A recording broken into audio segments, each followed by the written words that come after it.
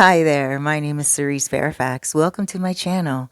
This is story time. On my channel, every Wednesday and Saturday, we do story time. If this is your type of thing, I really hope that you take a moment to subscribe and become a friend of my channel.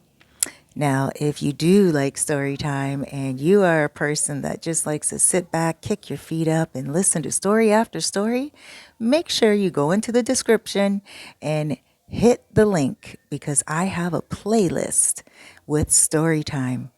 As a matter of fact, I have two playlists and I will link them right down in the description. Alrighty, without any further ado, let's get into today's story. Hey, well, this is my relationship disaster. Don't worry if you're a person that doesn't like sad stories. There are some good parts to it. But the first thing was a red flag when she said to me, put my insurance policy in her name. I bet you know where this is going, but you will never guess what really happened. And like I said, it was a red flag, and I thought about it because when she asked me, we were in bed. We were watching a movie, and it was a movie she chose. And in the movie, there were lovers, a boyfriend and a girlfriend, and they didn't believe in marriage. And the boyfriend, he was providing for the girlfriend. And then what happened was he passed on, and his money, his insurance, went to his ex wife. So that was kind of sad because his ex wife was mean and his girlfriend was left with nothing. And the ex wife was jealous, so she didn't give the girlfriend anything. And he didn't think about himself dying that young, so he didn't think about changing over his insurance, right? Okay. My girlfriend and I are laying in bed, and she's like, "Did you like that movie?" And I was like, yeah, it was kind of sad, but I guess it's the reality of some people's lives. And she said, don't let that be our life. I should have known then that it was a setup. I didn't think about it until way after. But I said to her, what do you mean? And she's like, well, you're the breadwinner. You take care of me. And you asked me to never work. You asked me just to stay at home and take care of you. And I'm a lot younger than you. You're retired. You have an income. And if anything ever happens to you, what will I do? She was right. She was right. And she is 20 years my senior. And so I said to her, let me think about it. And I did think about it. About a week passed and she brought it up again.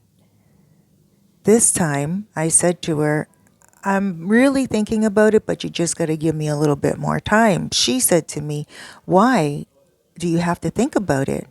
Don't you want to see me be taken care of if anything ever happens to you? And I did. So I said to her, okay, I'm going to speak to my lawyer and I just want to make sure that, we do it right. Now, I have no children and I have no ex wife. I have no siblings and my parents have passed on. So I have nobody. Why am I worried about leaving everything to my girlfriend that I love?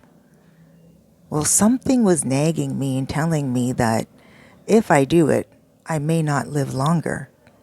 Yes, I felt like if I signed everything over to her and she knew it, something may happen to me.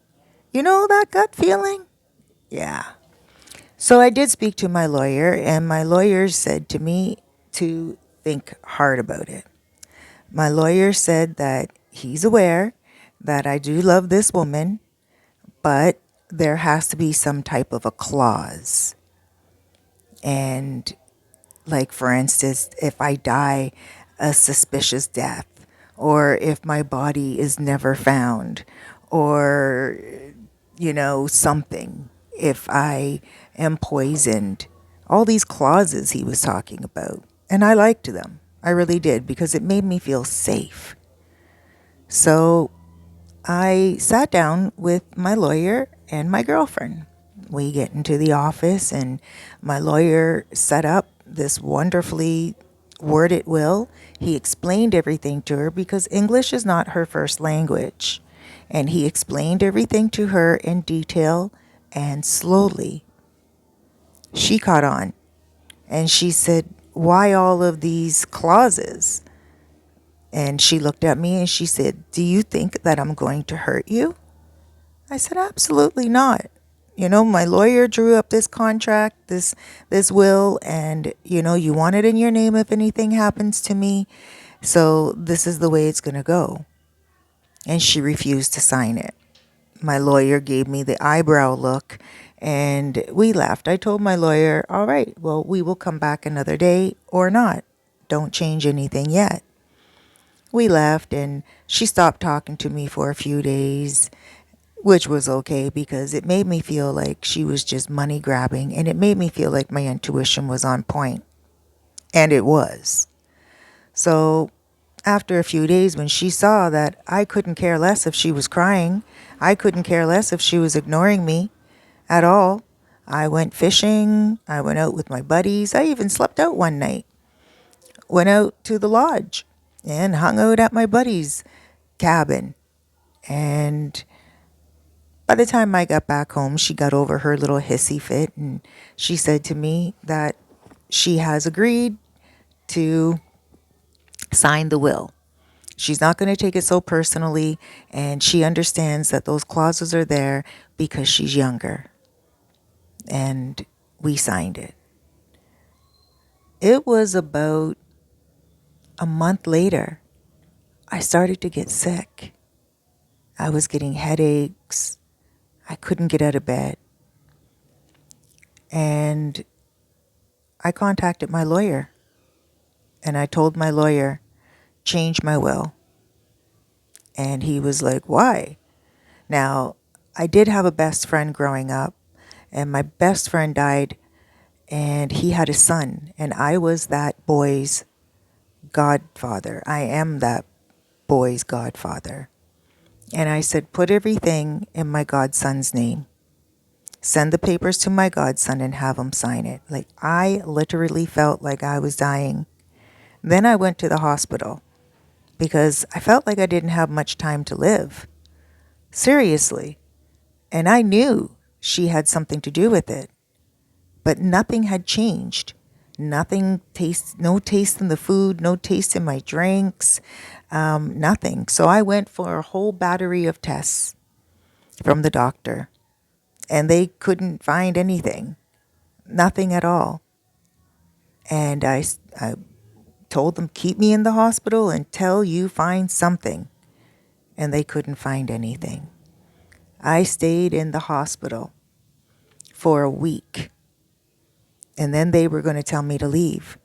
And I told them, "Nope, I'm not leaving. You better put me on another ward, or you better put me in some type of hospice care. You better put me somewhere because I am not going back home to that woman until I find out what is in my system." Now, you might be wondering what my girlfriend was doing. Nothing. She was visiting me every day. She didn't know what I was up to. She didn't know that I suspected her of anything, and she also didn't know that I changed the will over. So, after about 2 weeks of getting 100% care and, you know, just kind of healing, I went back home. And I thought to myself, I'm not going to eat anything from her or drink anything from her. I'm going to make all my own food and I'm going to make all my own drinks. And I did. And everything was good. She wasn't acting suspicious. I was cooking for her.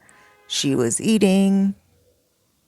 I told her that being in the hospital and eating all that hospital food made me really appreciate life again, and I want to start serving her, being her, you know, maid, so to speak. Let me cook every day, I told her. And she let me. Well, it's not that she let me, but she didn't suspect anything. And then I finally got tired of, just living in suspicion. And so it was a few weeks after that, and she cooked me a really big meal. And we both ate the same meal. Like, I watched her cook it. I watched her cook it. I even checked on it. I watched her put all the ingredients in, the seasoning, everything. I didn't eat anything she didn't eat. And when she put out my plate, I switched the plates when she went into the kitchen. So I wasn't eating any part of the meat that she wasn't eating. You get what I'm saying? So I was very careful. And I don't know how she did it, but in any case, I felt sick. Very ill. Even more ill than the last time. And I drove myself to the hospital, which I shouldn't have done because I had headaches. I was dizzy. I vomiting. I was just out of it. But I just didn't want her around me. And I got to the hospital, tried to get out of the car, and just fell out of the car. They grabbed me immediately. They put me into the hospital, and something told me cyanide. And that's all I could say was cyanide, cyanide. They put me in the hospital. They put me on oxygen right away, and they took care of me. And they tested for it. And there was cyanide poisoning in my blood. So what we did was set her up. The police were called in, of course, because it was very suspicious. And the police, they went and they knocked on the door, and they told her that I had passed. This was the setup, to pretend that I actually passed. Now, when she came to the hospital, because remember, I drove myself to the hospital, but when I got to the hospital, they had to call her because that was the number on my file. And they called her, and when I drove myself to the hospital, she wasn't at home. She was at the grocery store.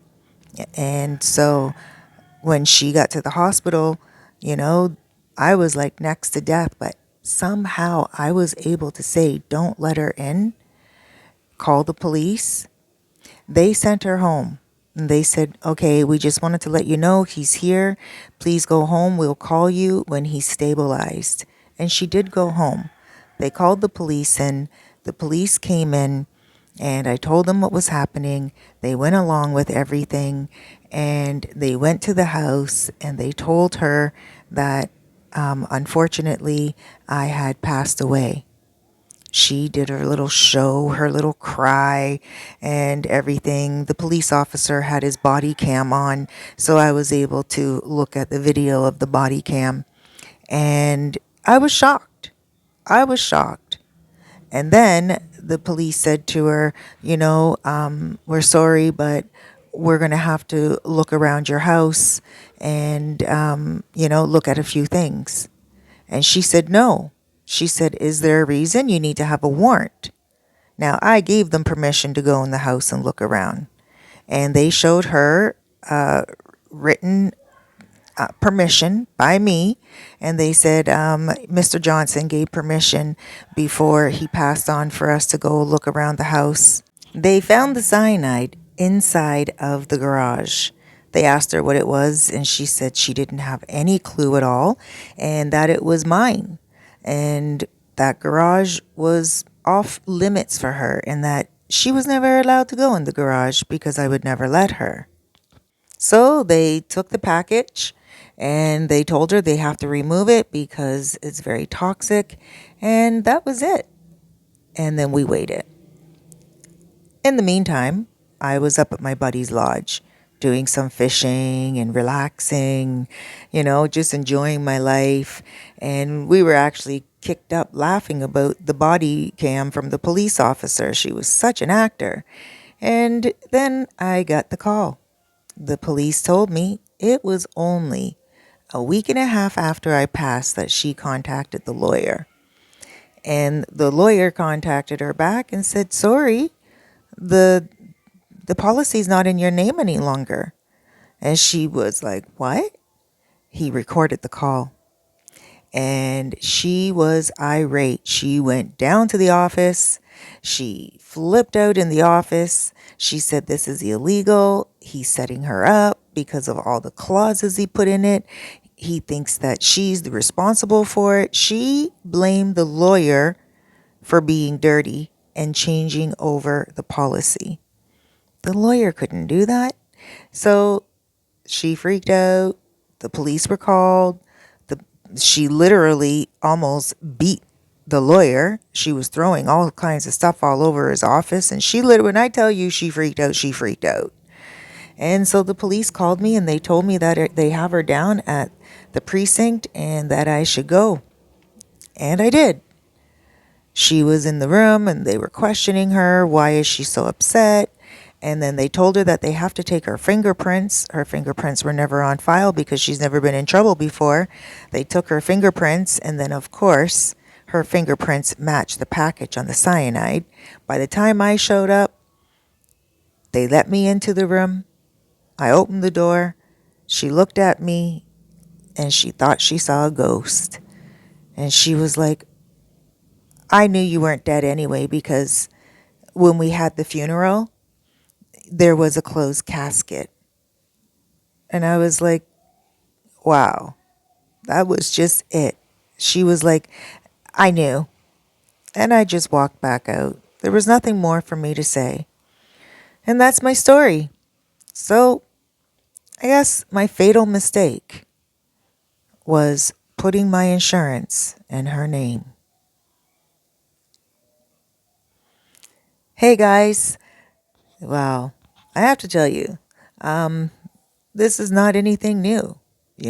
Many deaths are caused this way. Many people are deceased due to this money thing. I guess I just got to tell you, warn you, be careful out there. Thank you so much for joining. I hope you subscribe and I really hope you enjoy your day today. Huge hugs, loads of love, big blesses.